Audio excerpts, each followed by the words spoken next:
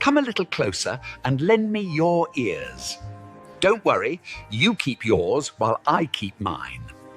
In each episode, we'll dig into the major stories, uncover the truth, and retrieve gems from Yada's blog. We'll discuss what's right, bark about what's wrong, wag our tails at the thrill of discovery, and take you on adventures through the exciting world we live in today. So, fasten your curiosity leash and get ready. Right then, coming to you with another episode of the Yada's Vlog on a Blog. Tomorrow's news, disseminated today. Let's dive in. Well, thank you for the introduction, Wook.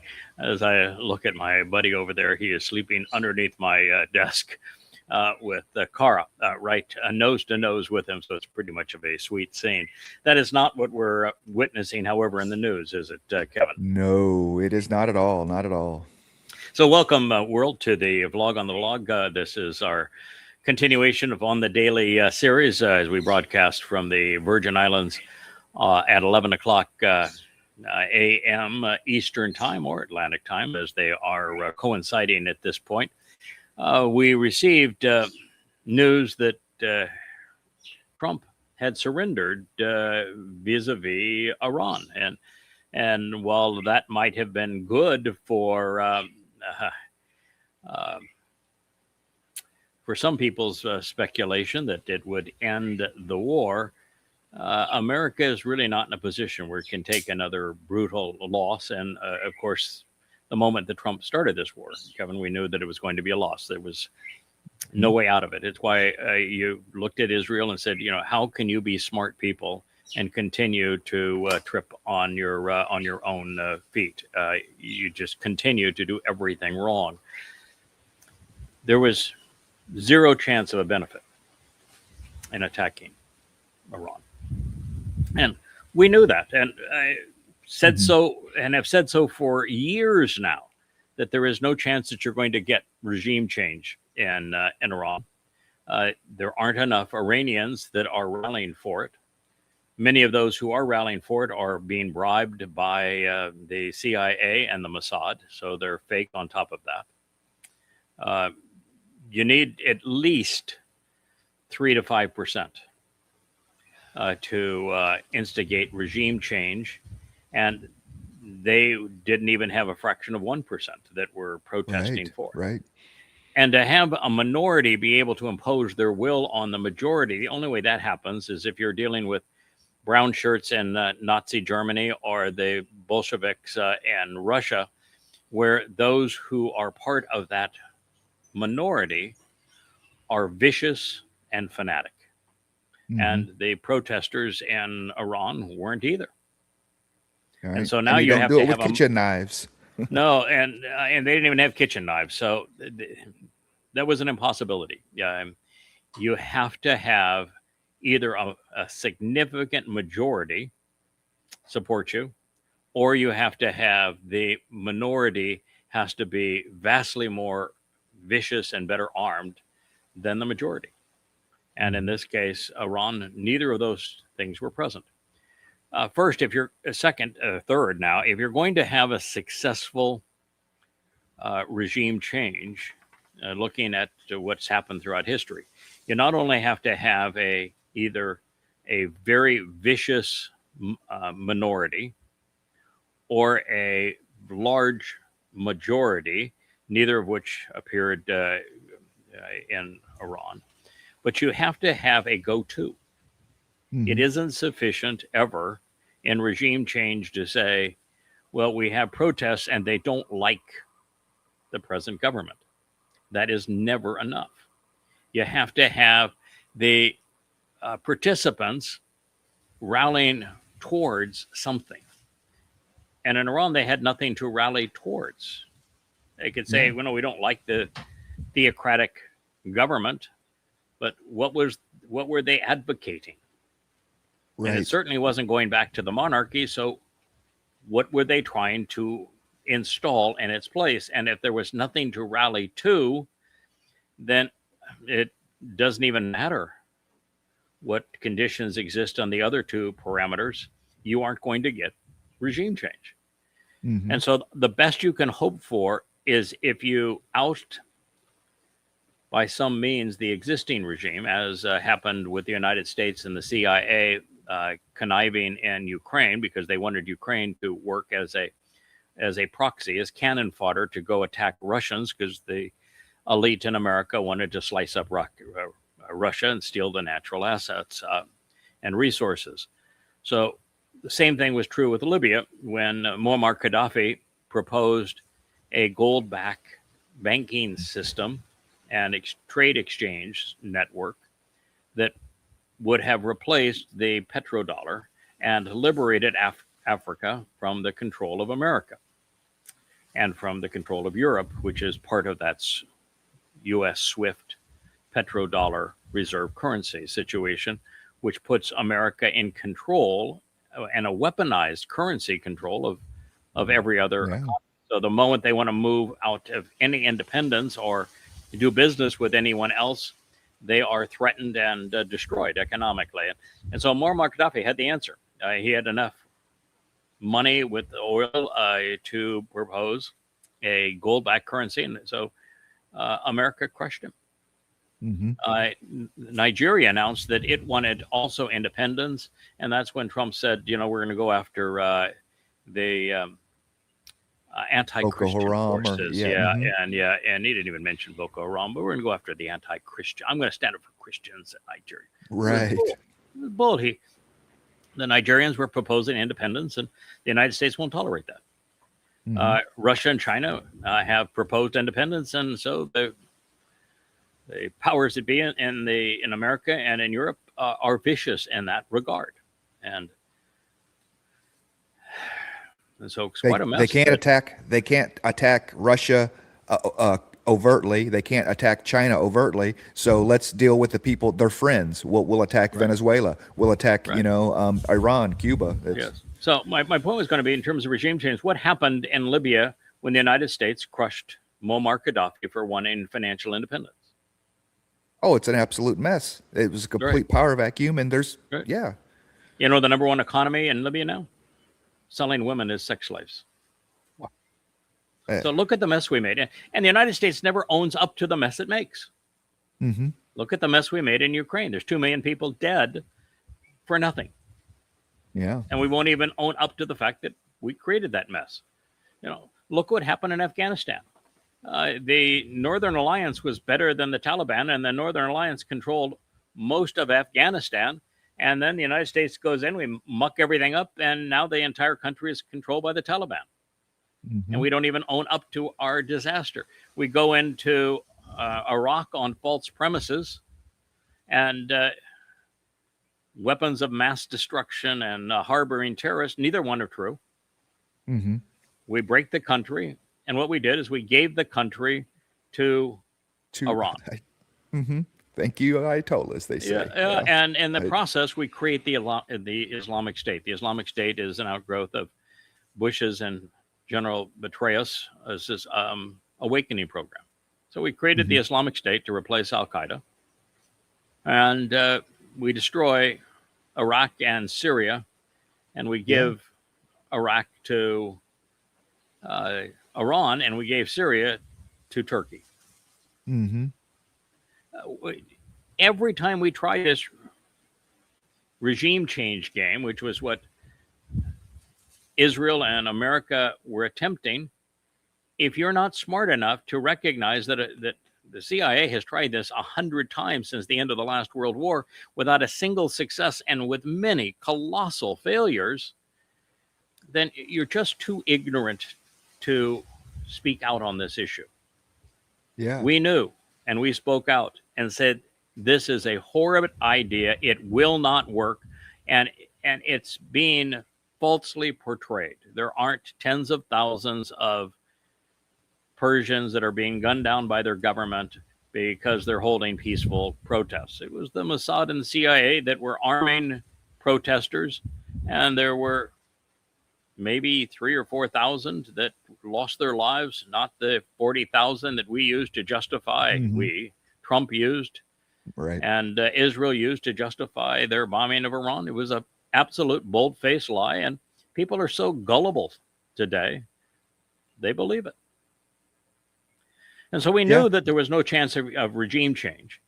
And we also know that while Iran would have no reason to have any uranium enriched beyond 3 to 4% for a nuclear power plant, and actually Iraq and Iran have no business with a nuclear power plant. There's nothing that they can do with it that's of any value to them, because all a nuclear power plant does is it considerable technological prowess. It boils water. Mm-hmm. And if you're a country like Iran and you're sitting on enormous quantities of hydrocarbons, there's a much cheaper way to boil water, essentially free. Yeah. And so there was no chance that they were. Maybe they're curing cancer. Maybe they're curing cancer. We don't know, right? Okay. Yeah. So scientific research requires a thimble of enriched uranium, not Tons. 1,000 or 2,000 pounds of enriched uranium. And that's just the part that we know is already at or above 60%. We don't even know how much they have all total at various levels. They mine it, and they've been mining it for a long time, and they've been enriching it for a long time. And they have at least 40 distributed centrifuge sites to enrich it. So we don't even know how much they have. When America says, they're going to give up all of their uranium. No, they're not going to give up the uranium. If they're not going to have suffered 2 decades of economic sanctions to say, oh, no big deal, just give it up. Not a prayer.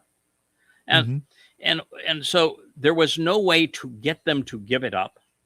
And if Israel and America had not attacked them, not once, but twice, we could be reasonably assured that Iran was not going to finish their bomb. They would be in a position where they could, but they'd gone 2 decades without having done so.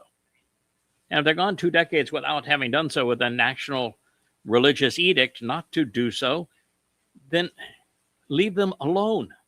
To attack them under the basis that you're going to stop their program is counterproductive. Just as regime change was counterproductive, that's counterproductive, because all you're going to do is assure that they do develop their nuclear bomb, because they need a deterrence from you. And that's what we have done. And now, after a second attack on Iran and having 30 days of ceasefire, and now proposing another 60 days, there is a 0% possibility that Iran won't have a nuclear warhead, or multiples of them. And they also got missiles and warheads from North Korea. And so, Iran could give you 1,000 pounds of enriched uranium to 60% and still have 20 bombs. Right. And you've given them every incentive to finish them, and they already had the missile technology to deliver them. And the sites that do this are distributed amongst like 40 different places across Iran, and they're all buried underground, and you would have no way to stop them, monitor them, or retrieve it. So this was an impossibility. And when you pursue impossible war goals, all you do is start wars that you can't finish. And of course, in the midst of this, the Iranians shut down the Strait of Hormuz. And they're not going to relinquish their control over the Strait of Hormuz under a status quo basis. So there was no winning. And the United States had already committed all manner of war crimes. How many more does America have to commit before finally you say, this is really hideously immoral, what we're doing? I'm no fan of an Islamic theocracy, but good grief, that Fetterman quote at the top, it says, the majority of members of the Democratic Party are actually rooting for Iran in this war. That's treason. And I'd say, no, it's not treason. Doing what you're doing, which is supporting Trump in a vicious war where he attacked and killed 90% civilians, and put America and the world in a horrible position that cannot be won, supporting that which you're doing in your hoodie there, Congressman, yes. Senator. That's treason. Mm-hmm. That's treason. Yeah, it's not treason to root for the demise of that scheme. It's treason to support that scheme. Yeah.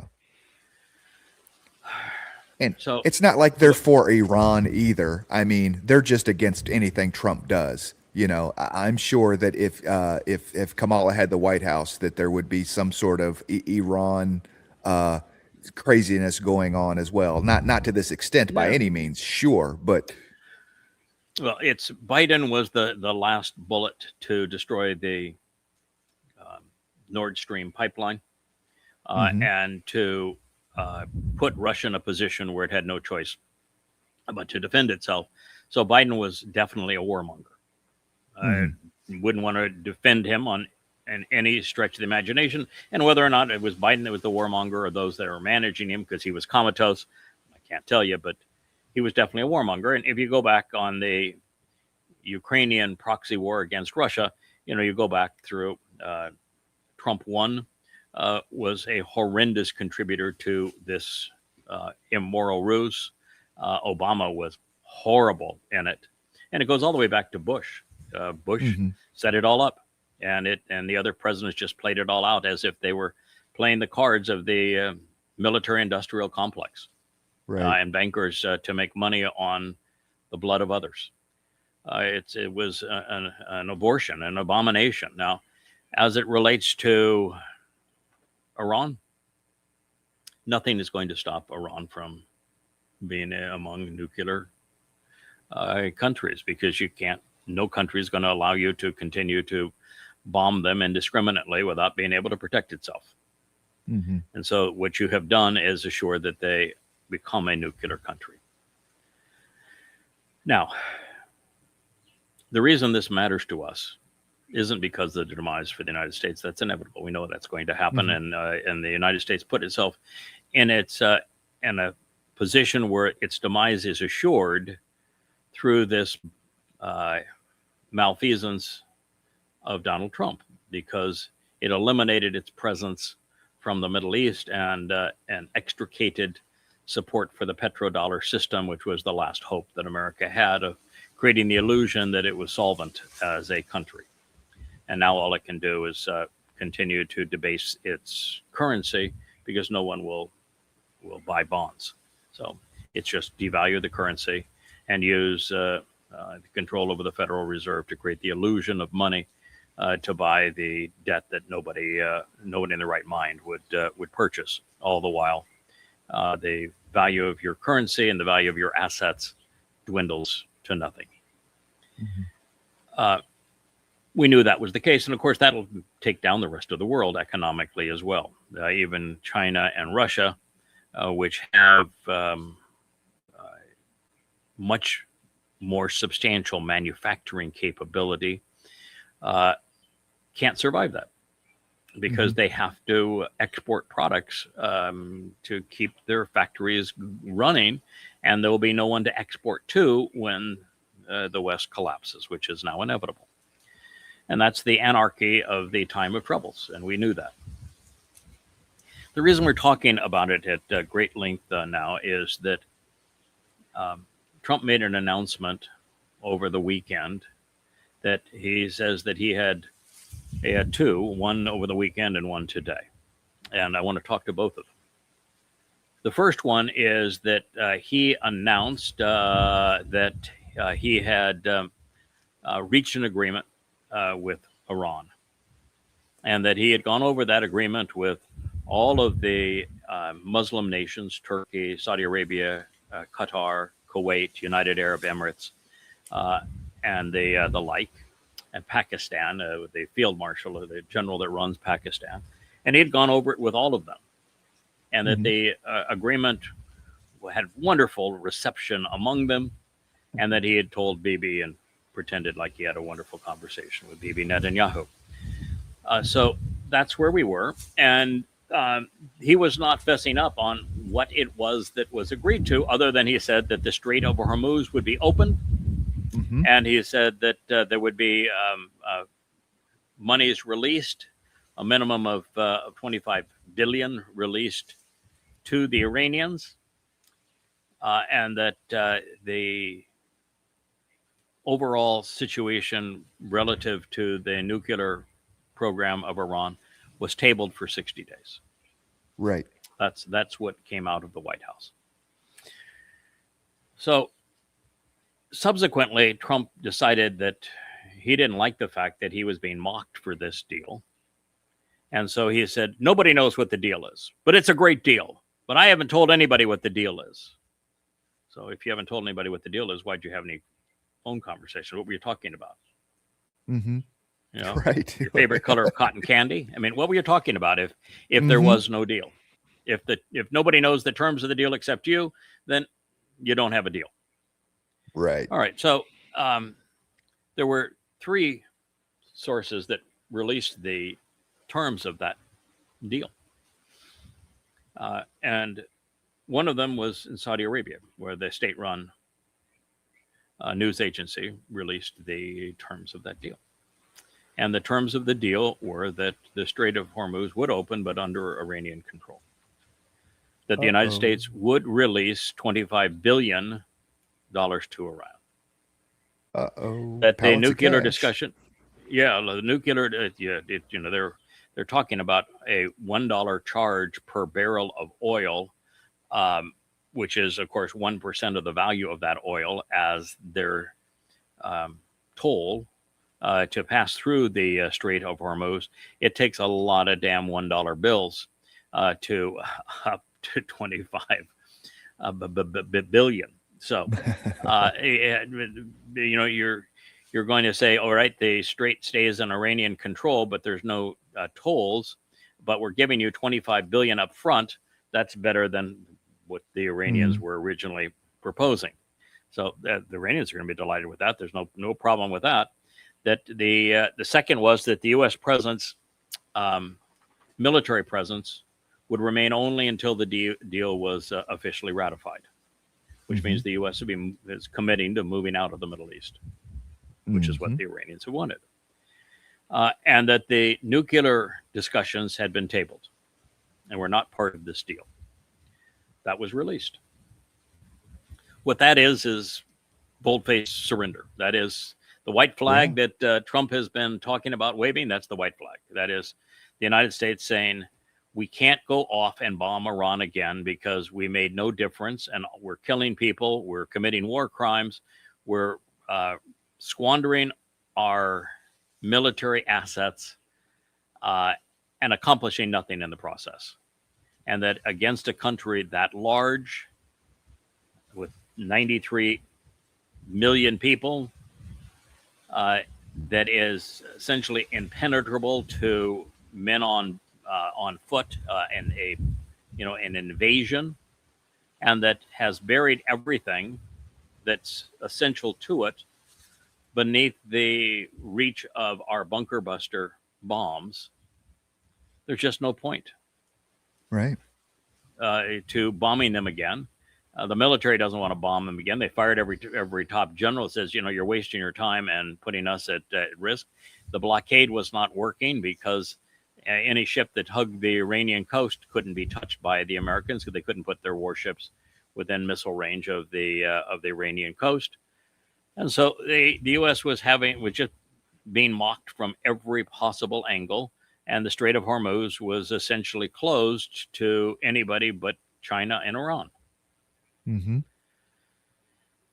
the devastation of that, both in fertilizer and food production and in energy prices and world economy, is catastrophic. Yeah, I think one of the biggest things. Go ahead. One of the biggest things in my mind was this end of regional conflict across all fronts, including Lebanon. There is no way that Israel was going to agree to that, because they have to go. Well, they don't have to, but they want to go in and continue to harass Hezbollah. Yes, keep their heads down. One of the terms of the deal is It had to be the end of Israel's war in Lebanon. Now, Israel's war in Lebanon is like every other Israeli war in Lebanon. It serves no purpose. It's like the Americans in Vietnam and Hamburger Hill. You lose a lot of men and material, charging up hills that are manned by warriors in bunkers, and they kill a lot of your people. And then you claim the hill, and then you abandon the hill. And Israel is, just like America in the Vietnam War, was great at that. It's terrible for morale. It's terrible for the lives of those in your military, and it accomplishes nothing. And Israel's played that game in Lebanon for a long time now. And the world's opinion after Gaza is they're trying to turn Lebanon into Gaza, and the world's not buying it. It is not working for them. And when they claim that they had done a decapitation strike on Hezbollah a year ago, and then go back in and find that, well, no, that's not true at all, that there is capable and is well armed and as many Hezbollah as ever before. Right.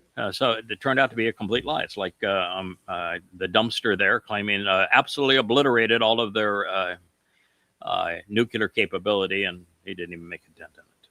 And then you have to go back, and when you go back, you still can't make a dent in it because there's just no way to deal with it. And there then is always another Muslim wanting to pick up that sword. Always another Muslim waiting to pick up. Because it's, for them, it's martyrdom. It's direct admission to Allah's brothel. That's why Israel couldn't defeat Hamas in Gaza.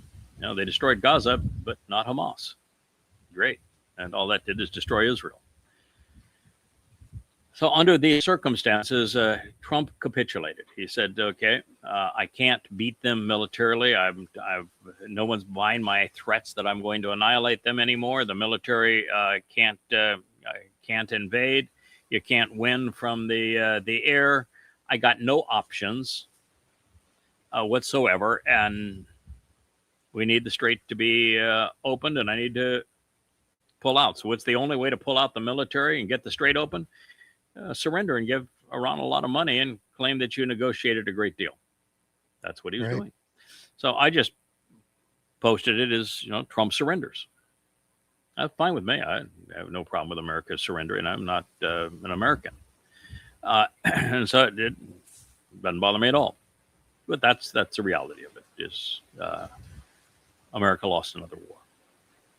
However, that's not the end of it, is it? No, not at all. We are now a few days into the time of Israel's troubles. It started on Shabuw'ah, Friday evening of this past week. It's a 7-year, 4-month period where things are going to go worse for Israel than any time in the nation's history. And so we knew that Israel is going to be put in a very horrible position, and we knew that Donald Trump was the great betrayer. He is Satan incarnate, and we've made that announcement and made it clearly known and done well over 100 programs denouncing him as Satan. And we knew that because of what the prophets had said, that he would betray Israel, and that his betrayal would include offering a Fakistinian state, handing the heart of Israel to the Muslims on a silver platter, while he promises to protect Israel and gets benefit from Israel by the Arab nations, they'll just love you, and they'll all sign a deals with you. Yeah, I'll have a deal with all of them. They'll all sign a deal with you. Your security will be assured, and not to worry that you're giving up your heart to the very terrorists that want to annihilate you. Don't worry, we have your back. That's what he's going to promise. We knew that. And we knew that it would happen very close to the beginning of the time of trouble. And here we got it, gift wrapped this morning. Donald Trump said, "This is the truth. Here on Truth, I'm telling you the truth, that all parties that are signatories of my great peace deal between the United States and Iran are going to sign, and by mandatory requirement, and participate in the Abraham Accords. Turkey, Qatar, Kuwait, United Arab Emirates, Saudi Arabia, Mm-hmm. Turkey, Egypt. What is the common denominator among those countries and what they would require if even entertaining the Abraham Accords? They want a Palestinian state with its capital in eastern Jerusalem. They do, don't they? Mm-hmm. And they want it to be an independent state, which means Mm-hmm. they can have a military. Mm-hmm. It is completely and totally controlled by them. And they want Gaza and what they would call the West Bank contiguous, don't they? Right. Yeah. Yeah. Which I was. cuts Israel right in half and narrows Israel to a matter of a few miles, where 70% of the population lives with their heart cut out and that country severed in two. That and they will say, "Oh, but it won't be headed by Hamas." Well, so you're gonna give it to the Palestinian Authority? They're the PLO. They're the Mm-hmm. people that pulled off the fraud of there being a Palestinian people. Right. That's their fraud. They're the ones that pulled off the intifadas. They're the ones who have used terrorism around the world to promote their cause. They killed Robert Kennedy. They perpetrated the horrible attack on Jews and the Munich Olympics. They're the ones that have been terrorizing Israel from all manner of hideous attacks since the mid-1960s. Mm-hmm. So that is your answer. And by the way, they are so unpopular, they have not had an election in 2 decades. So that's your answer. You're going to take people that haven't had an election in 2 decades, that is a terrorist organization, and you're going to say, well, no, they'll run the Palestinian state. Yeah. And their primary financial mechanism is pay for slay, paying Muslims to kill Jews, rewarding their families if they go off and kill Jews. And by the way, they are so unpopular that less than 20% of Muslims support them, and 80% support the more vicious of the Islamic institutions in Hamas, which is what happened in Gaza. So you're going to have Hamas running a Islamic state carved out of the heart of Israel, making Israel indefensible, and the next Al-Aqsa flood is going to come from the inside, not the outside. That's what they want, and you don't give them that, then you got nothing. And so, as Neville Chamberlain, as we have cast Trump for the last 2 years as the next Neville Chamberlain, does he care that he's going to tell Israel to give up things that he doesn't control? No, he's not going to be a problem. No. And does he believe his own promises that he's going to protect Israel? Maybe. No. He's a confabulator. He believes all manner of things that aren't true. Mm-hmm. Does he believe that the Arabs are telling the truth? Oh yeah, that we really we promise Israel's security, and we'll all get along great, and we'll do business together, and bygones will be bygones, and we won't be Muslims anymore, and we'll ignore what the Quran says about a treaty between a Muslim and a non-Muslim not being bonded. Of course he believes we Muslims. will ignore that. We'll just all get along. It'll be splendid. By the way, they hate the Fakistinians. Yeah. The Kuwaitis oust them. They and Saudi Arabia, they're not allowed to even exist. And Jordan, you either had to renounce your loyalty to them or you were exported. The Egyptians had a group of them. They got rid of them. Why do you think the biggest wall around Gaza is on the Egyptian side of the border? They all despise them. They're just right. They're revolting parasites. I've never understood how we're going to have the capital in East Jerusalem and have Gaza be a part of this Fakistinian state. How did they get to their capital? They walk right across cut Israel and toss in. Yeah. Cut Israel. Every day. Yeah. You cut Israel in two. That's how they do it. Make Israel, which is already a country that has too little land to defend itself from billions of Muslims around them that want their annihilation, but they're going to make it even smaller and divide it and put an Islamic state in its core. This is what's going to happen. That's the only way that the Abraham Accords are spread, and it is the ultimate weapon that will be used to destroy Israel. So here we are, observing the beginning of the time of troubles as we announced, and we're now witnessing the very tool of betrayal. In this case, betrayal has been gift wrapped.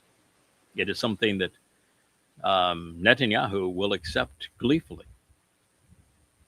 Yeah, it's sad. Judea and Samaria is absolutely unbelievable to me, to give up that much land, because the settlers, the Yehudim that are living there, they cannot continue to live there under any sort of Palestinian. Correct. Correct. They have to go somewhere else, and it is a huge swath of land. Yeah, look at what happened in all of the Islamic countries between prior to 1948 and after 1948. Jewish populations went from hundreds of thousands per country down to 10, 15 Jews in these countries. Some absolutely zero. So Jews in Fakistan, there'll be none. Yeah. Muslims in Israel, millions. Mm-hmm. Jews in the Islamic State, yeah, I guess there'll be some if you count dead. Right. So it's a betrayal of your own people. It's a betrayal of your God. It's a betrayal of reason. How well did giving up the high ground of Czechoslovakia work to achieve peace with the Nazi Germans, who, by the way, were in league with the Muslims? Yeah, it did not at all. It did not. The Sudan wasn't Neville Chamberlain's to give, and it had the exact opposite effect. Same thing is going to be true when something that Israel has too little of, land, is given to people who have never known peace. It's going to have an even more horrible and undeniable effect than peace in our time did with Neville Chamberlain. It's going to be one of the great betrayals of all time. That's why the prophets spoke of it, and we're flabbergasted that it's happening. That's why Dowd is so enraged now as he looks down upon his people, saying, I may have made a lot of mistakes, but I unified this country. I fought to defend it in 66 battles, and here you're just giving it away. Giving it away. And yet Israel is a vassal of Donald happy Trump, to so do what they so. can do. Yeah. I mean, because this isn't something that, with all the talk of Tucker and AIPAC and Israel controlling, the presidency of the United States. I mean, that's a joke, because how does the United States betray Israel this bad? But Israel's happy to give it up for this idea, this promise of peace. I looked the other day. It depends on foreign lobbying efforts in the United States, and you hear the Candace Owens and the Tucker Carlsons and Nick Fuentes and the like, and you would think that Massey and his squabbles are all of the talking heads on YouTube, that Israel was by far the biggest donor, and that no one could avoid the Israeli lobby because they had all this money to spend. That Israel's not even in the top 10. Right. Not even in the top 10. Liberia, who last year was the largest. Prior to that, it was China. Canada is way up there, as is North Korea. Bahamas, and Bahamas actually spends more than Israel does in the United States. I mean, wow. You read the countries that are in the top 10 and you say, what are they getting for that money? And Israel is not among them. So why aren't people complaining? The Bahamas have way too much influence. Liberia. Yeah, those Liberians, man. Got to watch those Liberians. They were number 1 last year. And then you've got Saudi Arabia and Qatar. They're significant players, United Arab Emirates. But they've even pulled back here recently. China has gone down next to nothing. It says it's just a waste of money. So China, which Right. was by far the largest, is almost a non-player right now. But no, it's not Israel, and it's not the Israeli lobby. It's just an excuse to go off and have a Blame the boogeyman. Jews. Blame the Jews. The That's oldest conspiracy in the world. Al Jazeera was the one that took that last picture right there and said that this is the terms as they are being discussed among the Pakistanis and the Trump released to the Saudi Arabians and to the Kuwaitis and the like. So the terms that were distributed between them, they articulated them, and it says if these are indeed what he has negotiated, it'll be the greatest surrender in American history. Yeah, he's the 9th, the 10th. How much peace has Trump brought to the world recely? The 9th, 10th war that he stopped. Yeah. This one he can't even stop the one that he started. The sad thing about this, as I say, is that I don't care that he failed. I know him to be Satan, so I'm delighted that he failed. In fact, he's giving Satan a bad image. You would have thought that Satan would do better than somebody like this. He's just a bully in a sandbox. He's so pathetic that for there to be MAGA, you have to realize that MAGA is a mental disorder. Yes. And that to be a Christian MAGA, of which most MAGA are, you're getting it both ways, and you are just absolutely a wreck of a human being. Yeah, there's no cure for that mind virus to have both strains of politics and religion that intertwined. Yeah. We just talked about this one, the two-state. And then we go to the other side of the Marxists. Yeah. They were Israel, almost 3 years late, is trying to now engage in the war of public opinion that we begged Israel to engage in right away. I told Israel, do not bury those bodies right away. Don't disrupt the crime scenes. Take all manner of pictures, capture all evidence that you can. The GoPro cameras that the Muslims were using to confess to the crime.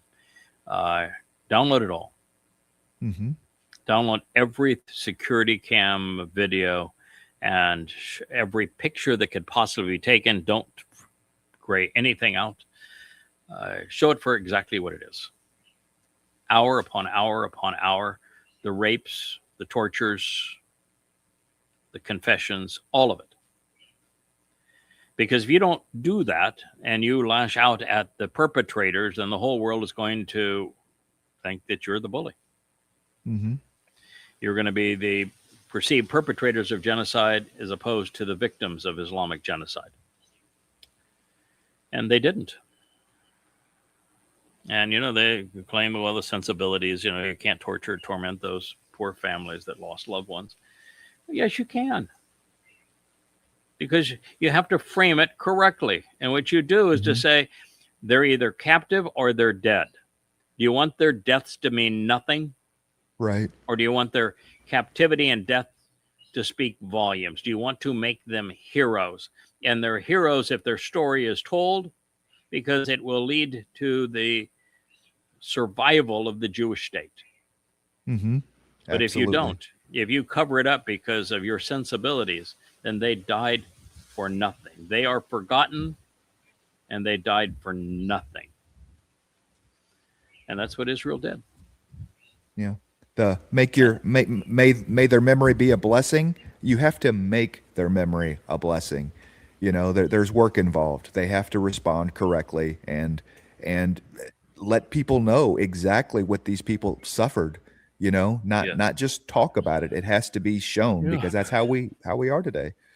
And here, this is one of the things that just was exceedingly troubling to me. The Muslims filmed everything they did, just like did the Nazis before them. They confessed to every crime. They wanted the world to see what they did in terms of rape and torture and mutilation while screaming Allahu Akbar. And even though they confessed to the crime, even though it's their own confession, even though it was uncoerced. Mm-hmm. The Marxist news agencies, both mainstream and social media, wouldn't allow the confession to play.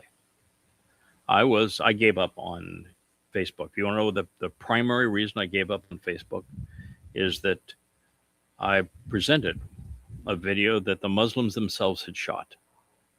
And Facebook, the disgusting idiots that manage that despicable swamp, said I was promoting terrorism as opposed to opposing it. And I just realized Facebook is a waste. I mean, you can't deal with people and machines that stupid, that immoral. And to oppose Islamic terrorism, you get the same reception on X. And you are absolutely not welcome on YouTube. And so the Marxists that ran those institutions, and okay, X was run by a liberal that turned MAGA. So the MAGAs are just as bad. There's no value of social media anymore. Mm-hmm. Mainstream media wouldn't play it, and the social media wouldn't play it. And so, here you are. The only chance you have is to do it on the internet. Like we have our 10/7 memorial. It's the most visited aspect of the site. Yeah. It's too bad that the books are not, and they would read Goddamn Religion to find out what caused it and what they can do to stop it. Yeah. The books are free on YAHOWAH.com. That the 10/7 memorial is on YAHOWAH, and 3,000 testimonials there, Yep. To Islamic terrorism. Golda Meir. Everybody wants to present her as a great hero. One of her great lines that said that the Arabs could lay down their arms tomorrow and there would be peace. The Jews could lay down their arms tomorrow and there would be no more Jews. And she's right, and she's tragically wrong. And where she's wrong is the curse of Israel even today. Israelis, the world at large, is unwilling to acknowledge that it isn't an Arab problem. It's an Islam problem. And the Islam's problem isn't those who have corrupted their religion. It's not radicals. It's the Quran. It's Allah. It's Muhammad. Muhammad was a ruthless terrorist. He ran a criminal enterprise. He was a pedophile. He was a rapist. He was a mass murderer. He was a slave trader. And the Quran condones what Muhammad did. And Allah is worse than almost anyone who has ever lived. And Allah is worse than Muhammad. They're terrorists. They're mass murderers. They're slavers. They're sexual perverts. And when you have a religion that is allowed to infest the world, and that you enrich it on this hydrocarbon trade, then you put yourself in a position that Israel put itself in. She didn't know what she was opposing. And look at that stupid star behind her. It's just repulsive. Yeah. The Jews rallied around the symbol of the Holocaust, of segregation, demonization, dehumanization. Christians have dehumanized and demonized Jews for 18 centuries. And the worst of what they did to Jews, they did it under that symbol. Right. And to use that symbol to apply it to your state and to your religion is almost unfathomable on how grotesque it is. Mm-hmm. Stockholm syndrome.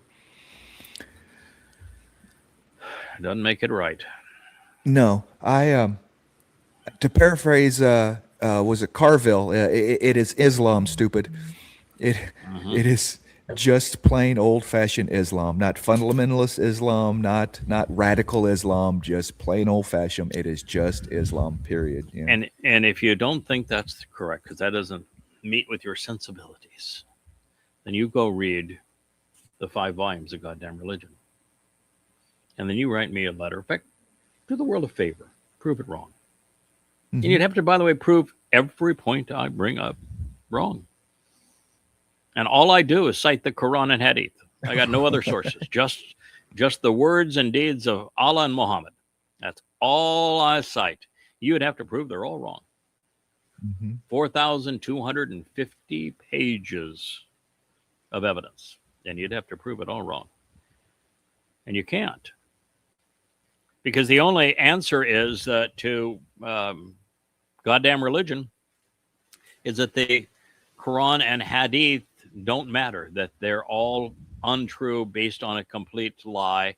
And okay, so they are hideous in sexual perversity, in promoting the slave trade, and stealing, and lying, and just being genocidal. That then there's no purpose for Islam, because they are Islam. That is, then what you're saying is okay. The basis of Islam is horrific, but it's okay. We'll tolerate Islam anyway. Is that what you're going to say? No. And I'm not attacking Islam based upon some Muslims that are acting badly. I'm attacking Islam based upon its founder, Muhammad, and its God, Allah, and what they said in their scriptures, not what anybody else said about them. And when you can prove 10,000 times over, marshaling 4,200 pages of evidence using their words, that they are criminal, that they are genocidal, that they're sexually perverted, that their goal is to annihilate the world, then what do you have left? What are you going to do? There is no response to it. Oh, you got the ad hominem attack. Well, unfortunately, that's a racial fallacy. So then what? Argumentum by distraction? You're going to bring up something else? That's a logical fallacy too. My nice Muslim neighbor that hasn't killed me yet. I mean, that's your proof point. So he's a bad Muslim. Okay, you know, not non sequitur. So that's a rational fallacy too. Now what you got? Right.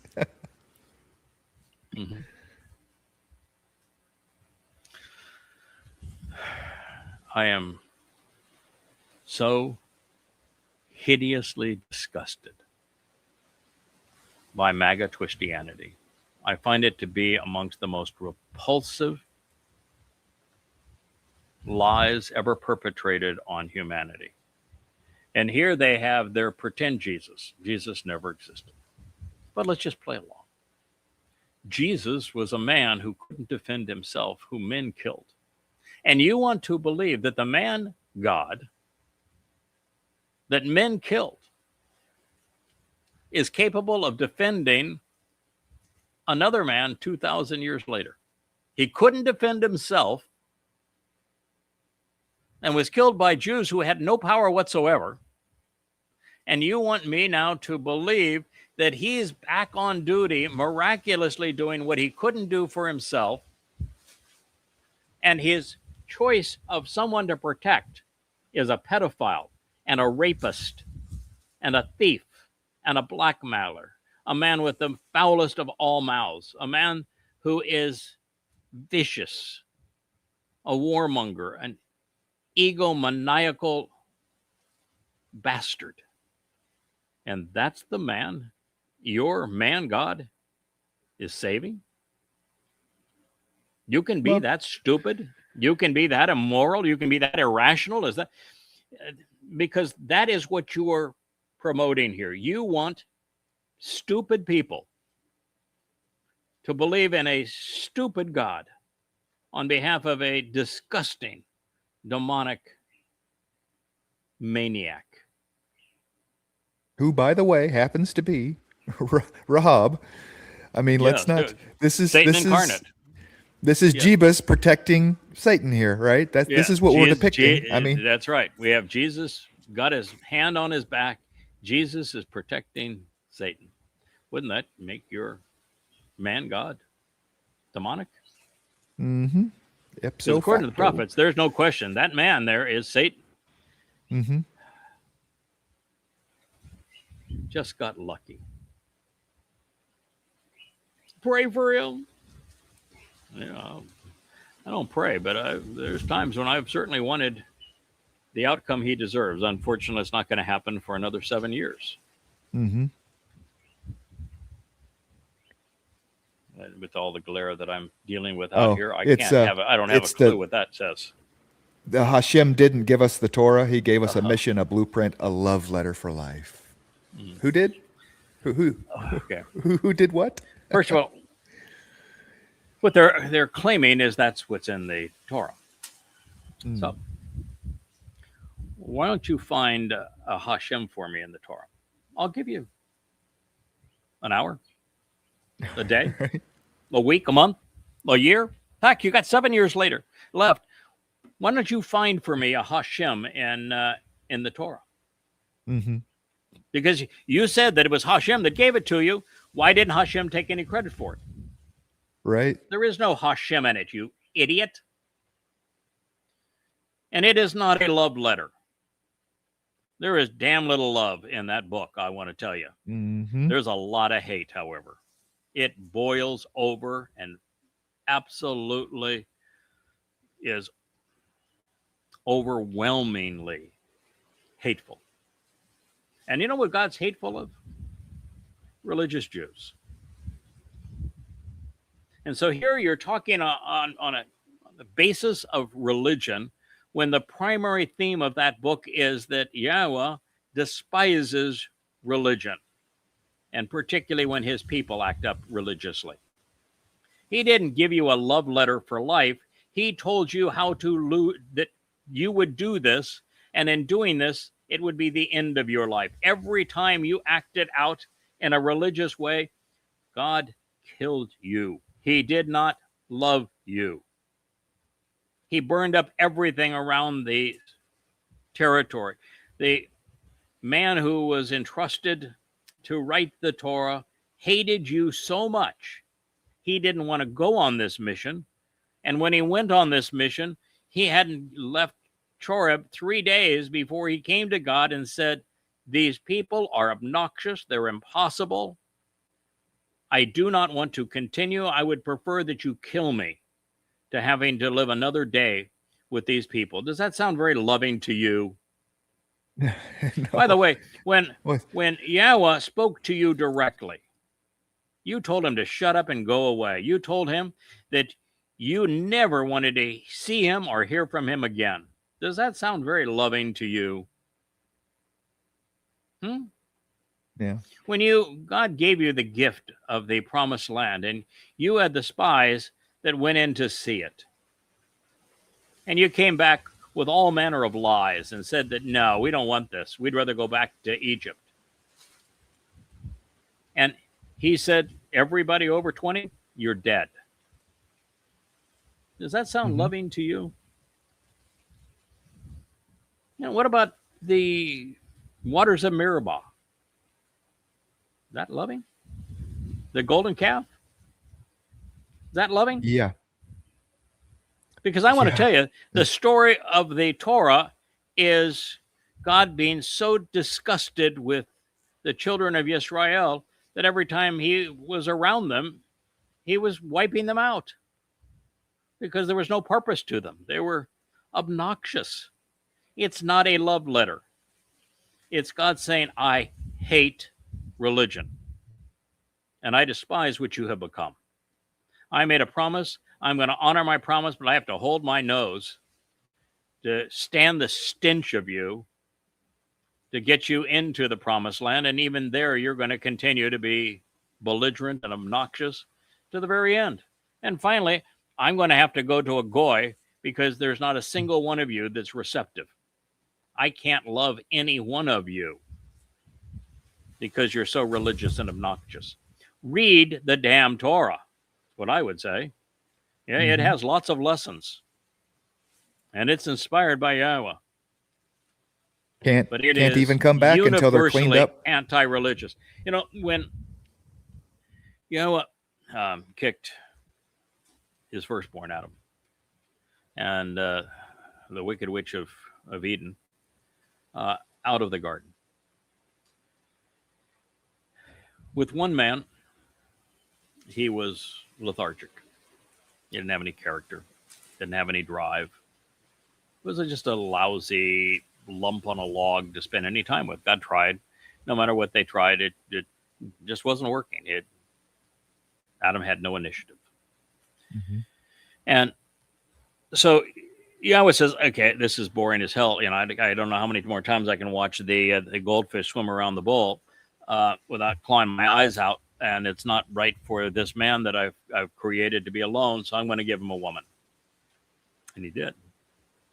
So one was lethargic, and that's not good. Two of them were conniving.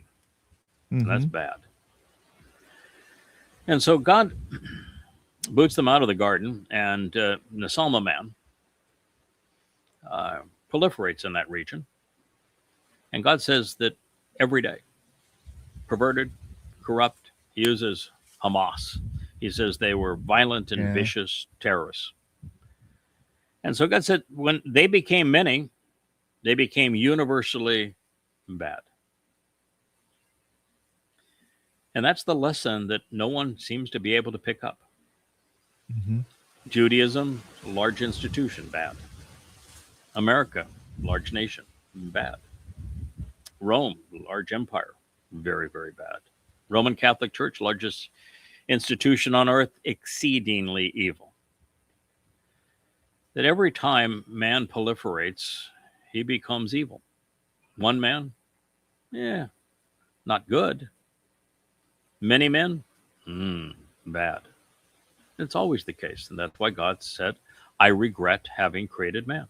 And this is unique because it's not true with any other animal. Nope. In a school of sardines, they don't turn on each other and bite off each other's tails. You know, a herd of wildebeest aren't stamping their children to death and sacrificing their children. They aren't going off as zebras and saying, boy, there's some really nice grass over there, but those other zebras, they got different stripes than we do, and let's go and annihilate them so that we can, we'll enslave the women, make them sex slaves, and we'll sell the children zebras to the next colony over. They could use some workers, and we'll mutilate the big daddy zebras, and we'll steal their land. Is zebras doing that? No. There's only one animal that does that. Yeah. And that's the Salma man. And so God realized that the Salma man experiment was completely and totally failed. Bad idea, didn't work.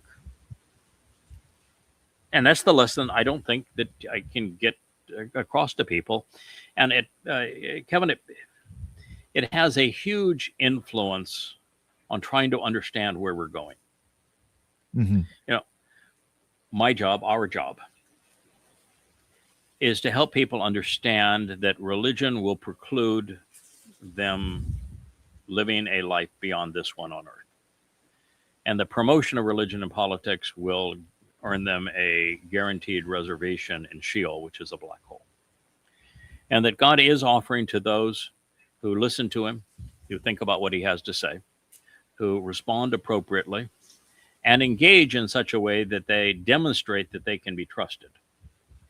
That God is offering an eternity elevated into 7 dimensions and a tremendous inheritance. That our job is to convey those 3 things. Mm-hmm.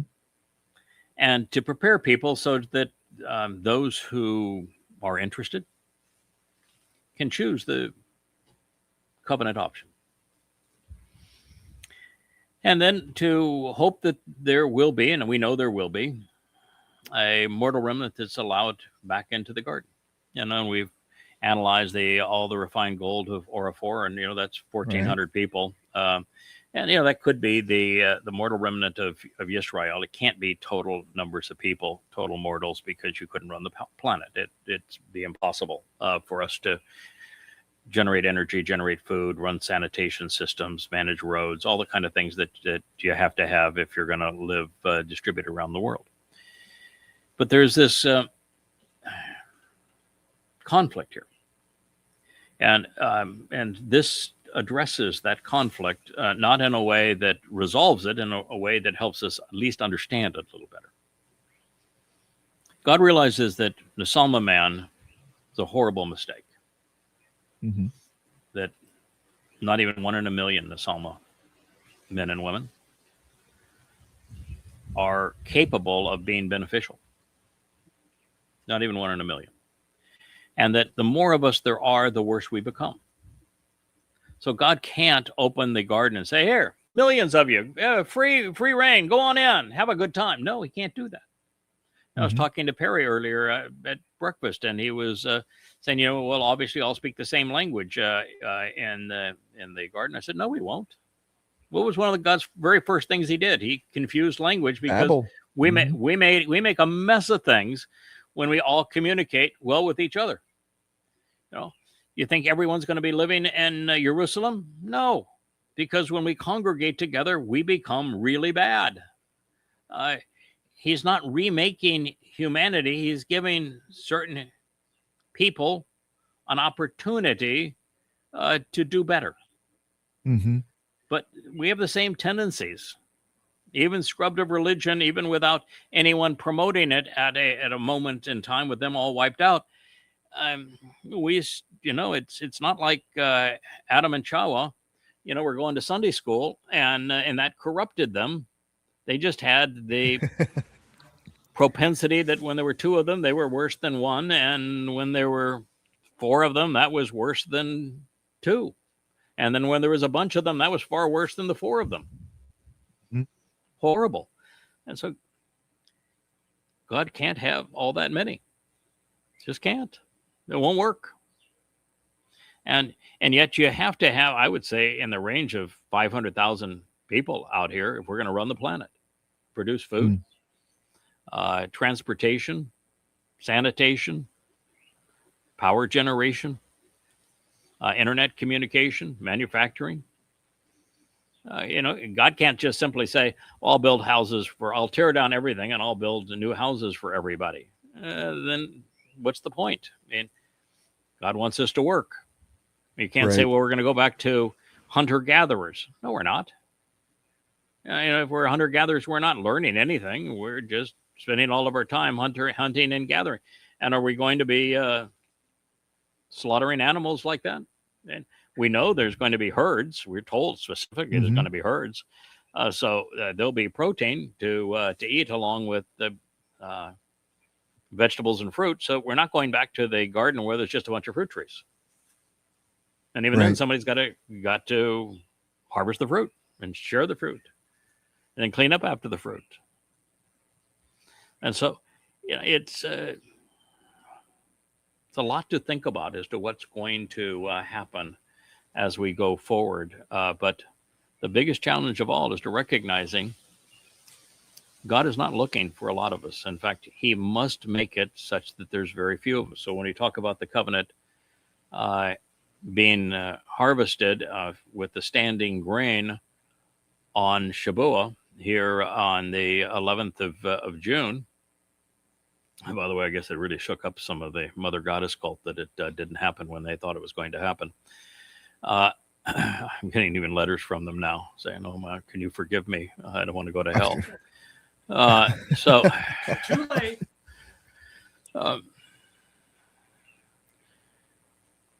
So we're got to recognize that God is not interested in having a lot of people be part of that harvest, because everybody that is part of that harvest is empowered.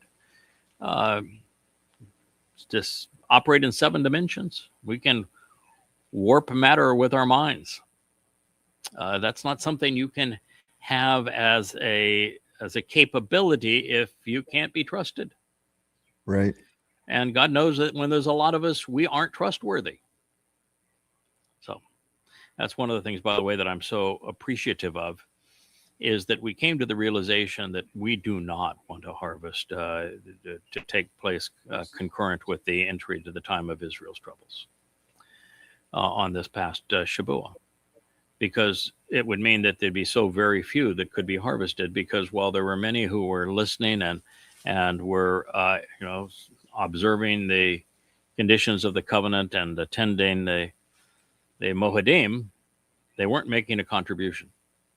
And so there was nothing that God could use to evaluate whether or not they could be trusted. Right.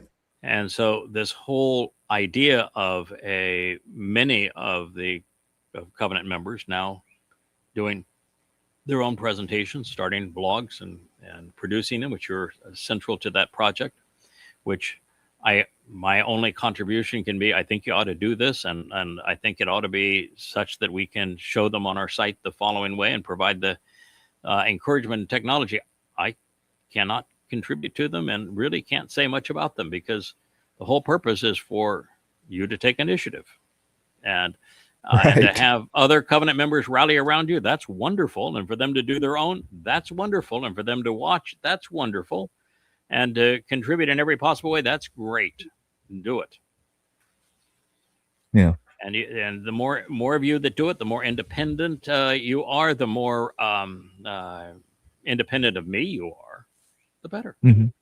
Because now you're demonstrating that you're somebody God should trust.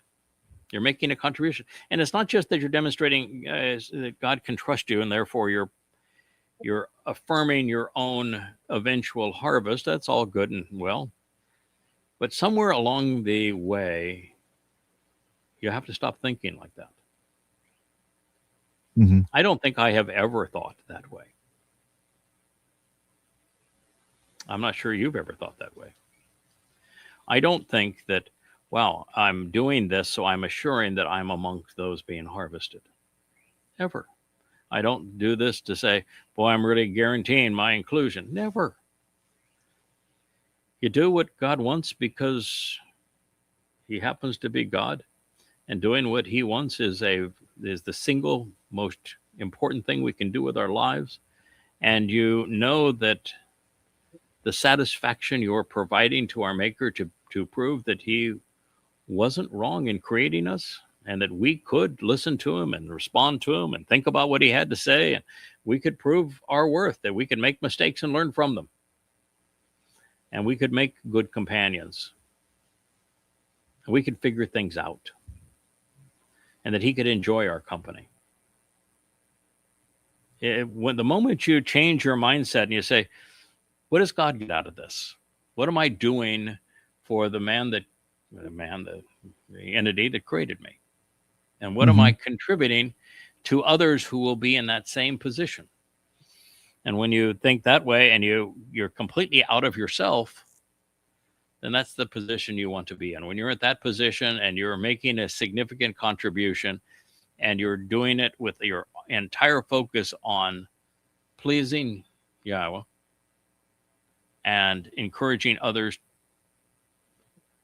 either to be part of the covenant, or you're encouraging others to engage and be a more productive part of the family, then you're where you need to be.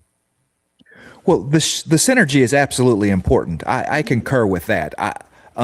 When doing things and multiple parties are benefited from it, then absolutely that's a good thing. Those are the top things that you can find to do with your life in the time we have left, for sure. I'm not sure that the a priori conscious motivation for each thing is essential, because it's difficult. It's chicken and egg is a bad example, but I'm doing this and others are benefiting, and I'm benefiting as well, so it is circular in my mind, not necessarily that I'm doing this so that I get into the harvest, but I'm doing something that other people benefit from and that I enjoy doing, and I receive benefit from too. I'm not necessarily an altruistic person, okay? I'm not going to do something just when I receive no benefit from it whatsoever. Even helping a little old lady across the street, I got to do it because it makes me feel good to do it, okay? Not just that it was the so-called right thing to do. That's the kind of person that. I think you've missed something that is really essential to the equation. I've long said that the reason people are depressed is they're into themselves, and that the only cure for depression is to get out of yourself. Mm-hmm. When you start caring about and focused on others other than yourself, you are never depressed. Yes. When you're focused on yourself, you're always depressed. Mm-hmm. And so by doing something that is beneficial to our Creator, makes him happy, satisfied, and you do something that is good for others within the covenant family, then you are out of yourself, aren't you? Mm-hmm. Yeah, And absolutely. when you're out of yourself, your attitude is always good. So Mm-hmm. now you have a positive attitude. You feel good about yourself. You are getting that thing of value. Whereas if you Mm-hmm. don't do these things and you're just a sponge trying to, what can I take in? What can I take in? What's your focus again? It's on yourself. And if your Right. focus is on yourself, it is going to lead to depression. Sure. So the But best way so the thing that you can do that is best for you is to get out of yourself and focus on what you can do that is better for others, particularly when you're following an example set by the Creator of the universe. Absolutely.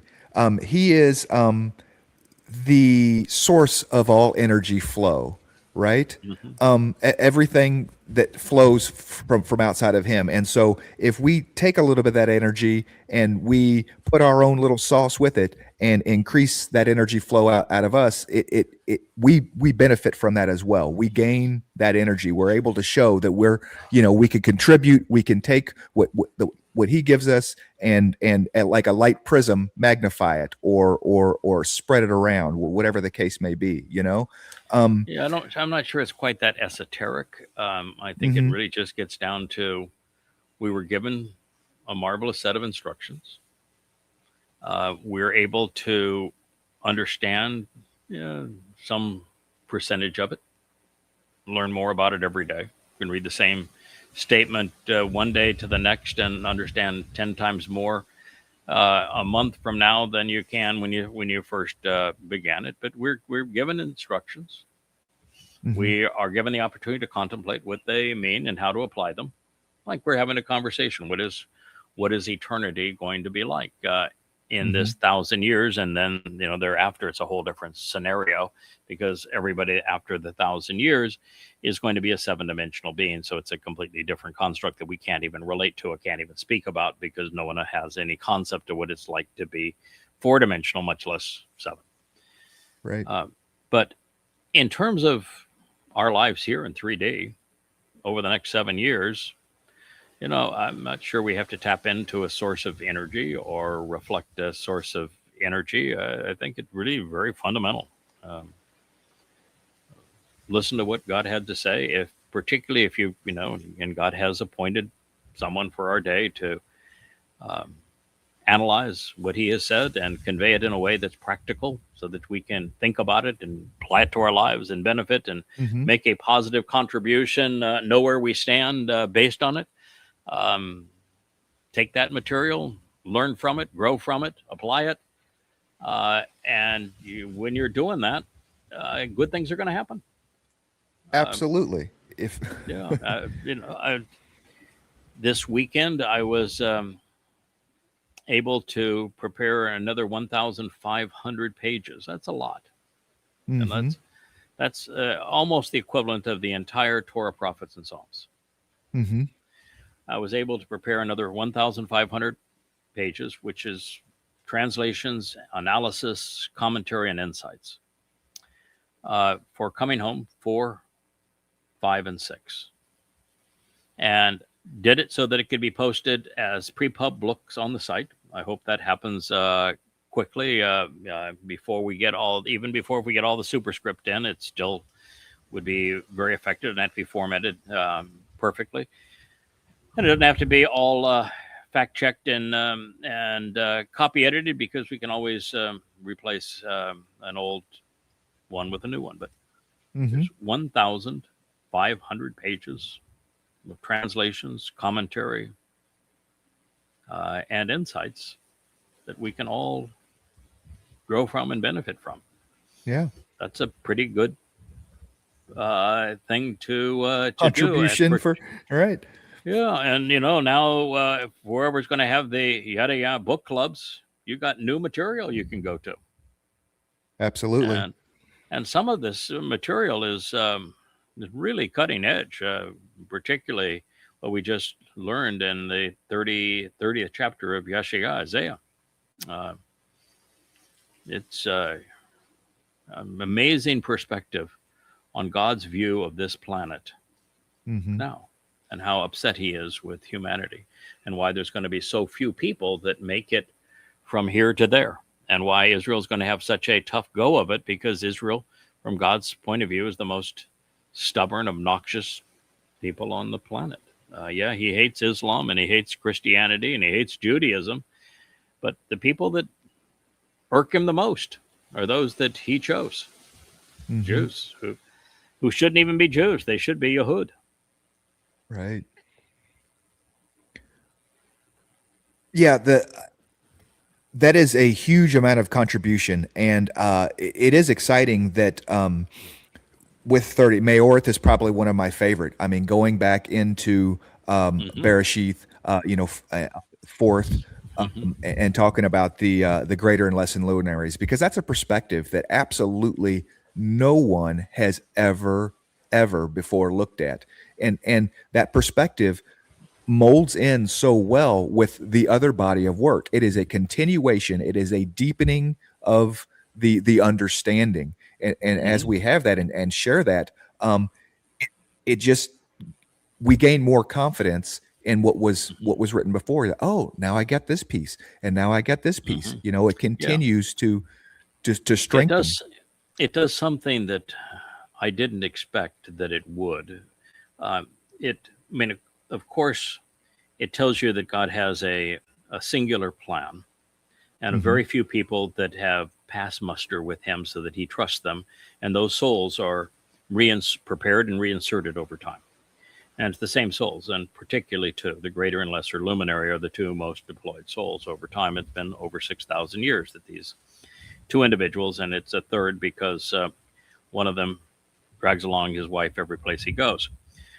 So it is these three that are replicated over and over again, and they're always given the roughest duty. They're always inserted to do the toughest job at the most critical time, at a time where if they don't prevail, if they fail, the entire human experience fails with them. Yeah. And they're still fairly ordinary individuals. You wouldn't be able to pick them out from a crowd, but there is an attitude, an aptitude, whatever it might be, where God says, no, I can work with these men and women, and I can get it done with them. And so that perspective of how God said, I'm going to fulfill the Moedim, the key markers throughout time, the 7 annual feasts, which mean nothing to a Christian, to someone practicing Judaism either, nor to a Muslim or to a Marxist, but they are the markers in time. They are the path to God, and there's two people that fulfill them. And so that part, I think, is fascinating, and how then you see them working together throughout time, but then they come together in the end, and the interaction between them in the end is extraordinary, and it's completely misunderstood by the scholars and the faithful. There is no bloody moon, not in the sense of a sign from the sky, and the sun is not obscured in the sense of it going dark in the sky. These are the sun and the moon represent those two luminaries, and so what is said of them is what's going to happen to them, and it's the lesser luminary that is, as God said, it's the greatest of all slaughters. It's the most vicious murder in the history of humanity that will take place. That's why he's the bloody red man from the earth. That's why he is Adamah. That's why blood is in the midst of Adam. Damn. And so that part was fascinating, I will tell you. But the thing that was the most interesting to me is how it explains how the lie of Christianity came to be. Because there really was a mother and father of the Savior. Mhm. It's just that their names weren't Joseph and Miriam. Miriam's the worst name you could possibly ever name anyone. Miriam means embittered, and rebellious. She's the person that God hated. No, their names are Ruth and Boaz. Mhm. And they were the great-grandparents, and they were also the parents of Dowd, who was the actual Messiah, called Emmanuel in 2 BCE when he was conceived by them. And their role as parents, and him growing up and them having more sons and daughters to support him, explains the mythical, how Paul created the myth of Jesus and the disciples and the birth, Bethlehem, and all of that sort of thing. Boaz was the uncontested leader of Bethlehem at his day. And we're told that Ruth says, I am the shepherdess. I am the Amma. I am your Amma. I am your productive mother, and I'm going to deliver for you the kinsman redeemer. And so God told us exactly how they were going to work together, and they do. And they work together under many names throughout time. They are Noach and his wife. They are Ethan Ha'izraki and his wife, the Amma. And when you realize this is what actually happened when Dowd is presented to fulfill Pesach, Matzah, and Bakurim, then you get to see how all of the lies that Paul told in his creation of Jesus as the counterfeit of Dowd, he drew from something that actually happened. He just gave it a bogus name and derived a erroneous conclusion. But not out of thin air. So it explains all of it. And it gives you such a grounded understanding of who we are and what has to happen, and what we will continue to do, and why God has asked us to do these things, why he said so much about us. Because God says more about us than anyone by a long shot. And it's not because we're perfect, because we're not. I mean, Dowd was hugely flawed. And, God's not interested in perfect. He's interested in resilient. Right. Are you open to him? Are you observant? Are you listening? Are you thoughtful? Are you responsive? Are you resilient? Do you learn from your mistakes? And then once you do, and you've shown that you can get up when you're fallen, you become bold. And that's when people develop character and confidence. If you're knocked down a bunch of times and every time you've been able to get back up and get going, those people are the most confident. Mm-hmm. Because they know that the next jolt, the next obstacle, so what? Well, we've solved them all in the past. We'll solve another one. Right. Been there, done that. Let's go. Been there, done that, and that's the kind of thing YAHOWAH is looking for.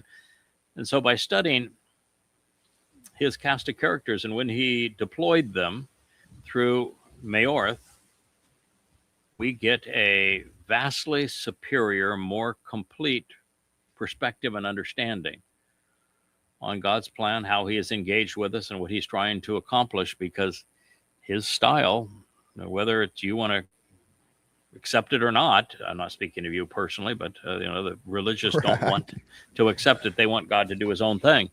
But God's style is not. He says, no, I think it's better when I work through people. That's exactly his response to Moshe and Israel when they told him to shut up and go away. He said, yeah, I agree. I think that's a good plan. And he has. And so he's continually worked through people ever since. And he gets to choose the people. And once he chooses somebody, he does with them what he did with Chinook. This is, again, you're going to make me mad. You're just there to make me mad. I guess that's not your fault. I posted it. Not my Shabbat to blog. Pentecost. Yeah, I know. Just the Shabbat is vlog Pentecost. side of it. Yeah, Shavuot is just a lousy harvest of grain. Oh, so remedial. But within Christianity, it's Pentecost and it's a harvest of souls. So, moron, if that's true, then why did God call it one thing when you're calling it another? Mm-hmm. How can you be right if you claim that's your God? If you're claiming that your religion is based upon God having inspired the Torah, how can you contradict it? And let me ask you another question. Have you ever read Acts 2? Because Acts 2 is where you claim Shavuw'ah, as Pentecost. That's when you claim it. Was there a harvest? Nope. Mm-mm. There wasn't, was there? No, what there was a birth of your ridiculous church. And can you find a reference to a church in the prophets or the Torah? Nope. In fact, you can't even find a reference to a church in your own New Testament because it isn't there. And nobody was harvested on that day according to your malarkey that Luke wrote on putting words in Peter's mouth. You know why there wasn't any harvest? Because all that he said is that people were out speaking other languages. Didn't say anybody was understanding anything that was being said. It just said that people were able to speak in different languages. That was the sum total of what happened on your Pentecost, is that people spoke in different languages. Guess what language they didn't speak in? Hebrew. Hebrew. Yeah. What's the language of the Torah and the prophets? Hebrew. Yes. Hebrew. What's the language of God's chosen people? Hebrew. Hebrew. So the language they omitted was Hebrew. Yeah. And so you got, and some of the languages that they list on their list are so insignificant as to what in the world were you thinking here? Mm-hmm. And that's it. And then you claimed Yoel 2 as your proof text. But you were wrong by 2,000 years, because the proof text in Yoel talks about the last days, not the birth of your church. Mm-hmm. And the story in Yoel 2 is that Christians are going to be destroyed. Christianity will be destroyed. So why are you touting Pentecost as a harvest of souls when all it's going to do is condemn them? It's obvious that Luke and Peter lied regarding Joel 2. Obvious. And you don't have to be a genius to know it does not fit. And it was cited to fit, and it does not fit. Therefore, they lied. And you can't call it a harvest of souls, because it was the only thing that happened that day is people spoke in a bunch of languages, according to the propaganda. Not that anybody understood anything. Right. And not a single thing they had to say was recorded. So what was the purpose? What was the benefit? If nothing that they had to say was recorded, and nobody understood what they had to say, and they were claiming that they were speaking to everybody in the language that they understood, but they spoke in languages where there was nobody like that in that community. This was Roman-occupied Yehuda. A few people might have spoken Aramaic. Some would have spoken Latin. Some would have spoken Greek. Most spoke Hebrew. Two of those languages you didn't even mention. I think there were three of those languages that weren't even mentioned. So who are they speaking to? Right. And what did they have to say? And why was this associated with Shabuw'ah, when Shabuw'ah is a harvest of standing and mature grain? And why did you quote Yoel when that prophecy pertains to 7 years from now and not then? And why are you still a Christian when it's so obvious that all of that is a concoction of lies? And why would you believe in a Jesus figure when no one named Jesus lived in first century Yehuda? Why would you believe any of this when there isn't a single written eyewitness account. Not one. Not a single contemporaneous record. Not independently, but not even in your collection of fairy tales. Is there a single contemporaneous eyewitness account? The earliest two were part of Paul's posse. Paul wrote the first 14 letters of the Christian New Testament from 52 to 66 CE. He died completely rejected and alone, and he admitted that he was demon possessed, and he committed every rational fallacy there was. He never once quoted the imaginary Jesus, and never once. And every time that he quoted something from YAHOWAH, he forgot his name and misquoted him. Mm-hmm. And those are the first 14 letters, and his posse wrote the next three books, which would have been Mark, Luke, and the book of Acts, which tells us about your Pentecost. And it's just filled with all manner of lies. And those were written in 75 CE, 2 generations after the fact. No, you got nothing. You really have nothing. You can't claim Josephus. He wasn't even alive at the time. He hadn't even been born. So you got nothing. And we don't have a copy of Josephus's work in Greek, which was the language that he wrote it in, until the 9th century. And the only person that claims to have a copy of the text was Eusebius, and he's the greatest con of all time. He's the one that actually augmented the story in Vaticanus and Sinaiticus to insert the line, you are the Christ, and then the response, upon this rock I will build my church, when the entire narrative is insanely stupid. And where did that take place? Oh, in front of the cave to Pan, the gates of hell. And I mean, you can tear apart every single word of that and to show that there is a 0% possibility that it occurred. Mm-hmm. And it would be unbelievably moronic in the third year that they were together that he's saying, oh, by the way, I never bothered to tell you who I am. I don't know why you're following me, actually. Because I've never bothered to tell you who I am and why I'm here. And this is now just days before it all ends. So I'll pop the question. So who do you think I am? Mm-hmm. No, astonishingly stupid. But they needed a Christ. And unfortunately, who knows why they wanted a Christ other than the Jews were longing for a Messiah. The prophets don't speak of a Messiah that is to come. They speak of a Messiah that has been here, mm-hmm. not one to come.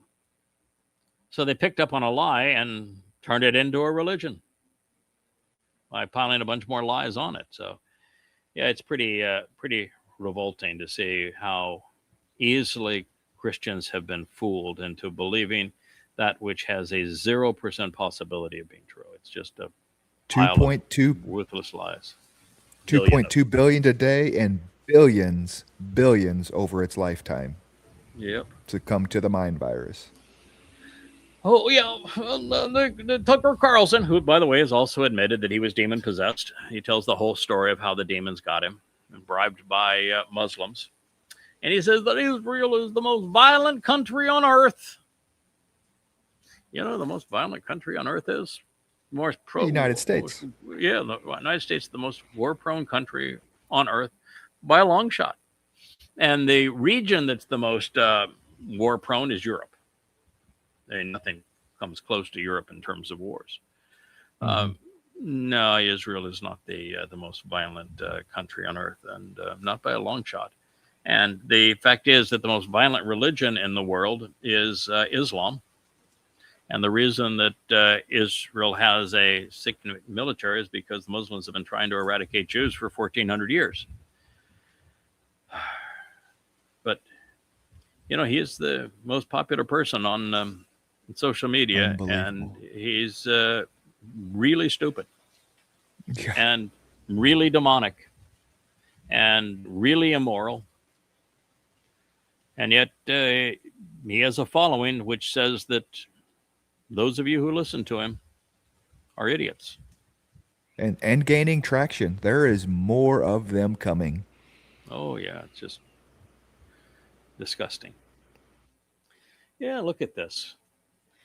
The alcoholic that is now head of the War Department, he holds Christian monthly worship services, and you know, we're gonna pray to Jesus because, as Pete Hexas says, if you trust Christ, we can never be wrong. Well, then why did you kidnap the head of Venezuela? Why did you threaten Greenland? Why did you bomb Iran? Not once, but twice. Why haven't you any way that you can get out of the mess that you created? By that rationale, how come America Christ has killed- lost every war recently? I mean, since World War II, every war America is engaged in, America has lost. Mhm. So either trusting Christ is a bad idea, or you're not trusting the Christ. But by the way, you know, I didn't realize that the Jesus, was a general and a warmonger. Hmm. Because if you're going to be a War Department and you're going to trust him, then he must have led some really, really bogus or bodacious military crusades of some sort, right? Right, right. I bet he was the one that set the example as to how to conquer Iran and teach those crazy Iranians a thing or two. Yeah. Was he that guy? Was he the warlord that took on the Roman subjugation of Judea? Was he the one that started the Islamic State and put his troops in Syria?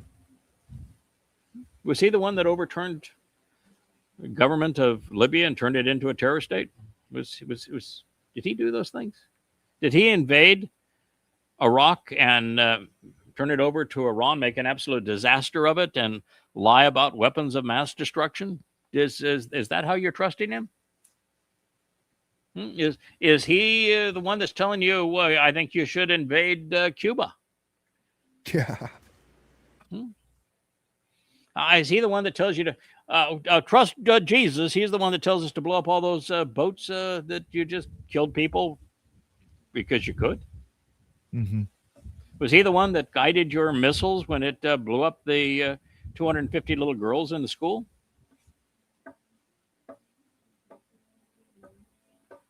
Looks to me like you've been wrong a lot, Pete. Maybe you got the wrong God, Pete. Yeah. Maybe. Maybe, yeah.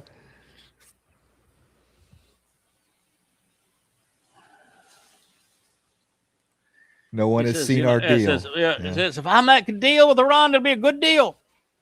And I really just like it that everybody's claiming that they know about my deal when only I know about my deal. I haven't disclosed my deal. And so what are they saying about I got a bad deal when I haven't even disclosed my deal? Well, if you haven't disclosed your deal, then how do you have a deal almost negotiated there, Mr. Confabulator? Mm-hmm. Maybe I'll think through what you're saying before you write it. You can't say that nobody knows your deal, and the day before you say, we have a deal. Because if you have a deal, then somebody has seen your deal. And by the way, the only people that have seen your deal say it's a really good deal for Iran, not so much for you. Well, Fox News, though, man, they're there. He is our confabulator and thief, and we've got him. I don't make bad deals, he says. I just don't make bad deals. Yeah, you make only bad deals.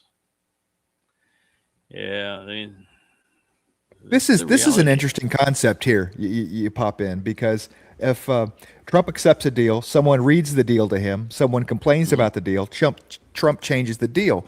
So Trump cannot be trusted to negotiate any deal, much like a Muslim. So who wins this one? Yeah, see, this is interesting. Of course, Trump was saying he didn't make his son's wedding because he was working in the Oval Office of the White House.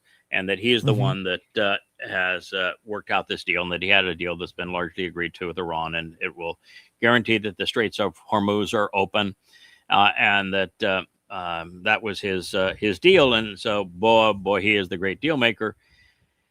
And then, well, the fact of the matter is, the deal that he did is not his deal. It's the deal that the Iranians offered. And because the Iranians had offered a deal and he needed a deal, he said, well, we've largely negotiated the deal, because he had to take credit for the deal, except he doesn't bother to read. So it's the last time the Iranians had a 10-point plan, and Trump says we've agreed to their 10-point plan. And then somebody had the audacity to read the 10-point plan to him. He says, well, we can't agree to that. He said, but that's what you agreed to. Well, the same thing is true here. It was the Iranian proposal. He's agreed to the Iranian proposal, and somebody read it to him, and he says, uh-oh. And then somebody, the military-industrial complex says, wait a minute, you're giving up on the war? You can't give up on the war. We like killing people. We make money when we kill people. You can't give up on this war. But it's the fact you're surrendering. You can't surrender. So somebody read the deal to him. Somebody complained about the deal. And now he is going back and he's renegotiating the deal, trying to, with Iran, and saying, oh, there is no deal, no money released, no deal until you give up all of your uranium dust. Yeah. So he's gone back on his deal that was almost negotiated. And somebody read the deal. Somebody complained about the deal. And so he's renegotiating the deal that didn't exist and that he hadn't done. And good luck with that. You're gonna do a deal with somebody who accepts your deal, and then when they read your deal, says, "No, I'm not going to deal with that. I want a whole different deal." No. Yeah. Yeah. The details on the deal. Every time that something comes out, it is a surrender by America. I have a pet peeve with Jews dressing their Torah up like it's a whore. Little crowns on it and dingle balls and all manner of things, and then they kiss it and they play with it and they pretend that that the Torah is their blessing and such a supportive book of their religion, a pillar of their religion. So they want to put it on a pedestal and dress it up like a whore and kiss it and fondle it. And why not read it? Let's read it. I just can't figure out how you can have a book like that, where God is so against you, so universally opposed to you. There's so many evidences in it that there wasn't anyone that got it right. Well, Chinook, Noach, not even Moshe. He blundered all over the place. They're just, you got for a brief moment Caleb, for a brief moment Yosha ben Nun. There were times that Moshe did the right thing, but he wasn't happy about it. Why would you pretend that this book is pro-Judaism? Why would you pretend that this is something you ought to celebrate in Judaism when it's so antagonistic towards religion and the children of Israel? I mean, every time you turn around, that book is accusing the children of Israel for being obnoxious, disgusting, dishonest, arrogant, maniacal, malevolent. Read the damn book. It's not hard to read. God is approachable. It's a wonderful gift to us. It's an owner's manual, but you got to know that the gift is God saying, I want a relationship, not religion. And if you're going to be religious, there can be no relationship. This is something that is just irritating. That the only way for you to be a Marxist and support of Muslims is for your brains to be mush. You just have to have much for brains. You can't be aware of anything. You don't even know where your alleged Palestine is. You can't be aware that it has no history. You can't be aware that the colonizers have been for 14 centuries Muslims, and the Jews have never been colonializers. That Islam is the worst ever in the history of the world at imposing apartheid, at promoting the slave trade, and abusing women and making sure women have no rights, and being imposing terrorism. You have to be completely ignorant. And then to promote it, you have to double down on ignorant and add immoral and irrational. And so what they're saying here is that if you have pro-Gaza libs watch what the mythical Palestinians, I mean, look at these names. Palestinians, there's no such people. Jews, there's no such people. And the libs are Marxists, so call them what they are. The Palestinians are Muslims, call them what they are. If they knew who they were, the Jews would be Yahud. Yahud. So they sneak under saying, hey, look how terrible these Jews are. And they show them, the Muslims, screaming Allahu Akbar, killing all manner of women, children, and raping and that sort of thing that they filmed on their GoPros. And they just are apoplectic. They've got no clue as to how to respond. And they said, this is what you're promoting. Why would you promote such a thing? Oh, we're not thinking. We don't know. It's part of being a Marxist to be collectivists and groupthink. And the groupthink among Marxists is hate the Jews. Then I can take other people's stuff, and I don't even have to take it. It gets just brought right to me. Yeah, I think if you want to figure out why do Marxists hate Jews, it's because to be a Marxist, you're admitting that you cannot be productive. You're opting out of free enterprise because you've got nothing to contribute, but you're greedy, you're covetous. So you want what others have created. So you want to tax the people who have been productive, and you want to condemn them for not paying their fair share when you don't pay any share. You're just a parasite. And so as a Marxist, what you want is, since you can't be productive, you want the productivity of others. You're just covetous. And in many societies, because Jews were promoted education and hard work, they are more productive than others. And so you're just jealous of them. And so they became your enemy. And that started the Marxist hatred of Marxism. And Jews are largely better educated, and they know that collectivism is a really bad idea. It just doesn't work. Yeah. And the 8 imaginary wars. Some of the wars that he claims to have ended were actually wars. It's just that he didn't end them. And it had nothing to do. Yeah, it didn't have anything to do with them. He didn't end any war. And he's started them and can't stop them.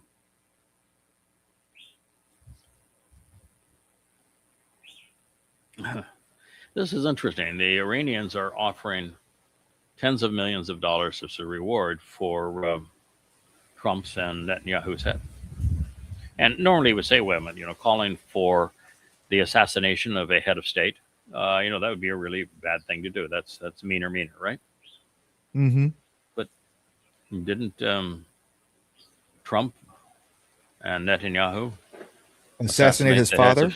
The heads of state of there, and his father and his wife and his mother and his children and his siblings and everyone else and little school girls and everything else. Why is them wanting recompense inappropriate? I don't understand why it would. I don't want to side with Iran here, and I'm certainly going to use words, and I'm never going to resort to violence. But if you're going to say you want to be fair, Trump and Netanyahu did this to them. So why would it be inappropriate for, after it was done to them, for the Iranians to respond in kind? Yeah.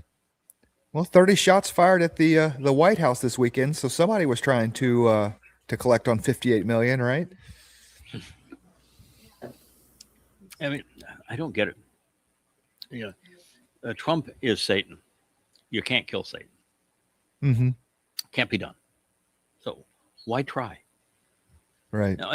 But beyond that, bullets are never the answer, ever. There is no situation where bullets are the answer.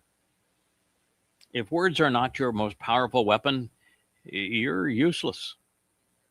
You're going to destroy far more than you're going to benefit.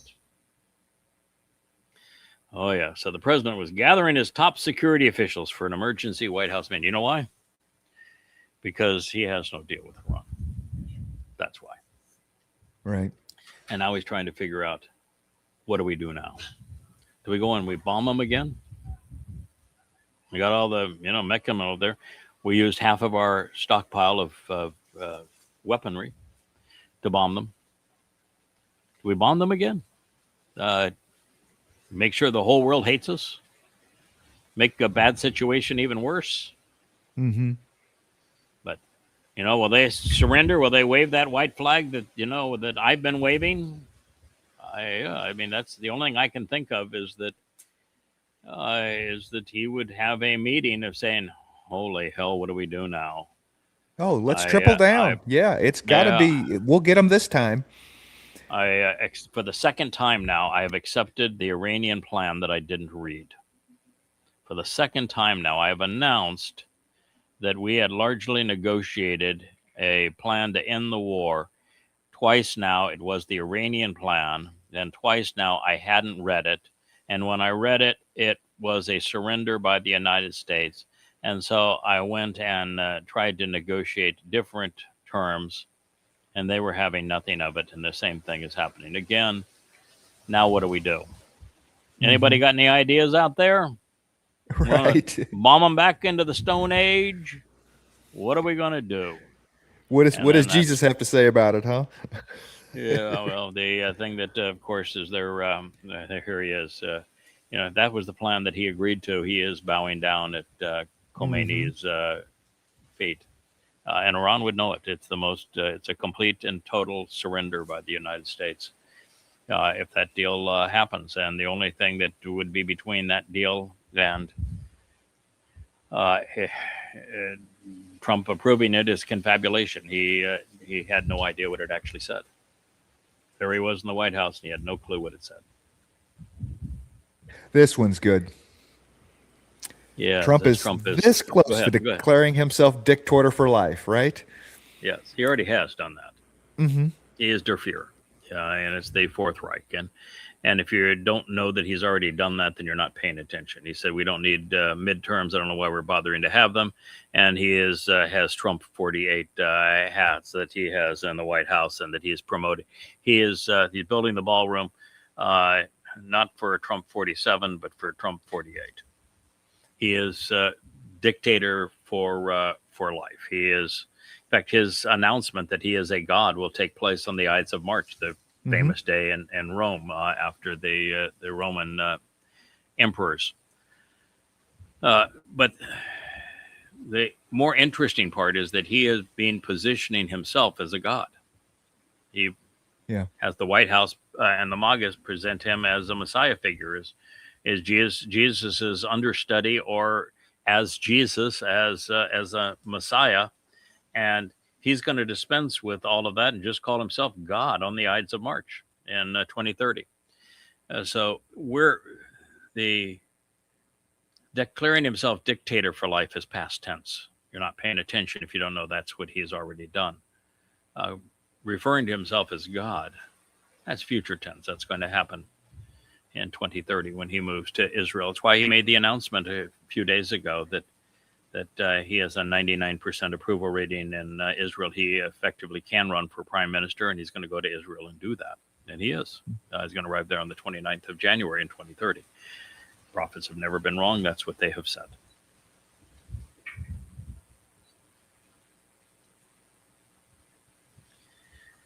It's hard for me to see it. It's so dark, and I've got the glare, so we'll make this our last one. Okay. The lies of Jews killing Christian God lies at the heart of religion, forever condemning it. The wandering Jew myth. Yeah, it's amazing how many lies have been promoted by the Christian church against Jews over the last 1,800 years, including the first of them, which is that according to the New Testament, Jews conspired to murder the Christian God who was a man and killed him.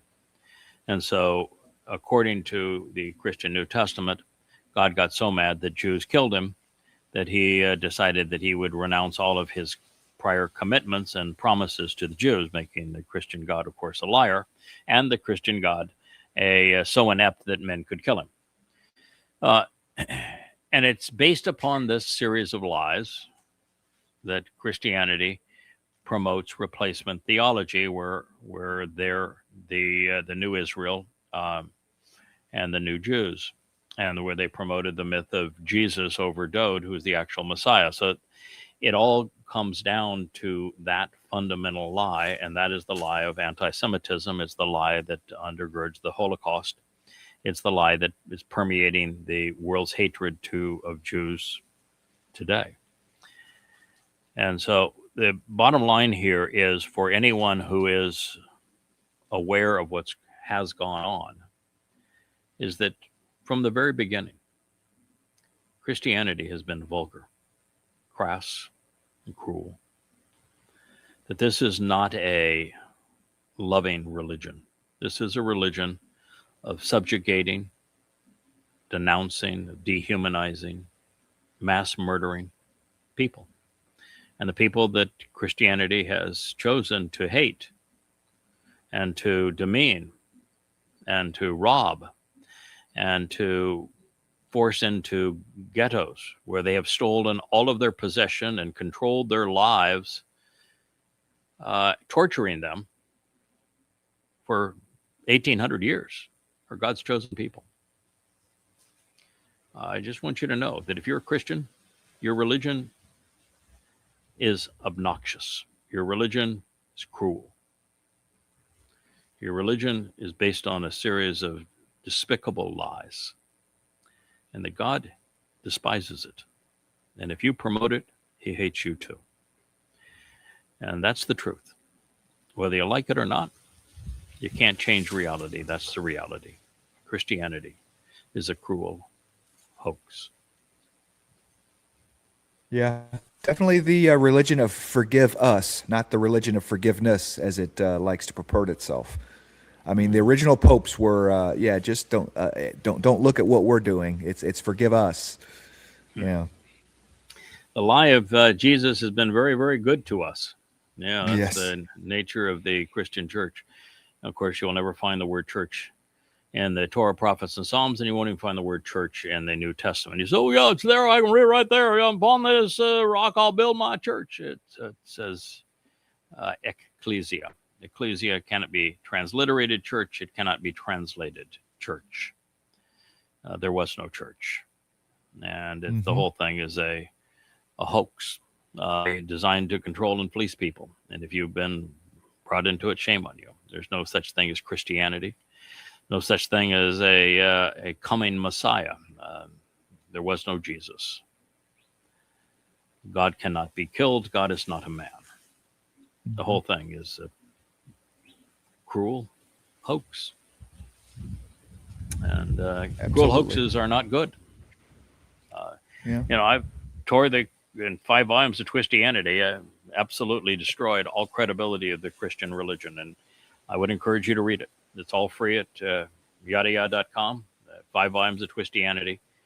You can't make it through the first 3 chapters of volume 1 and maintain yourself in faith of Christianity. You'll know that it is rubbish. You'll know how hideous that lie is. It's easy to disprove. You don't have to go any further than what they wrote. What they wrote was untrue. Christian New Testament is false from beginning to end, and it's exceedingly easy to disprove. There was no Jesus. It's all thievery. It's all the product of identity theft, perversions, corruptions, and twisting all manner of lies.